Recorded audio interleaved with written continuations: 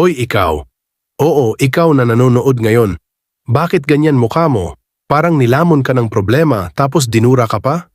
Relax ka lang, di ka naman tatakbo sa barangay hall para magreklamo sa buhay, di ba?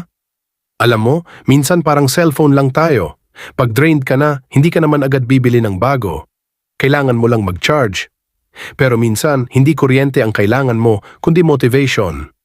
At sa panahon ngayon, mahal na ang kuryente, kaya mas mura pang mag-motivate kaysa magpa-charge.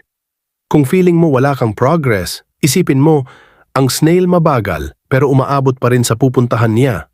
Ikaw, mabilis nga mag-type pero wala ka namang sinisimulang tapusin. Yung iba gusto magbago ang buhay pero ayaw bumangon. Paano kaya yaman kung ang pinaka-productive na ginawa mo kahapon ay mag-scroll sa TikTok? Tapos magtataka ka, bakit wala kang pera? Lahat ng oras mo, binigay mo kay algorithm. Alam mo kung bakit ka natatalo? Kasi feeling mo laging may bukas. Tapos pag dumating yung bukas, bukas ulit. Hanggang sa naging forever bukas. Tama na, hindi ka forever young. Baka forever broke ka pa. Kaya ganito na lang, simulan mo kahit maliit. Kung gusto mo magbawas ng timbang, maglakad ka. Kahit papunta lang sa ref para kumuha ng tubig imbes na soft drinks. Kung gusto mo umasenso, magbasa ng isang pahina ng libro, hindi lang puro Facebook comments. Kung gusto mo magtagumpay, simulan mo ngayon. Hindi bukas, hindi next week. Ngayon.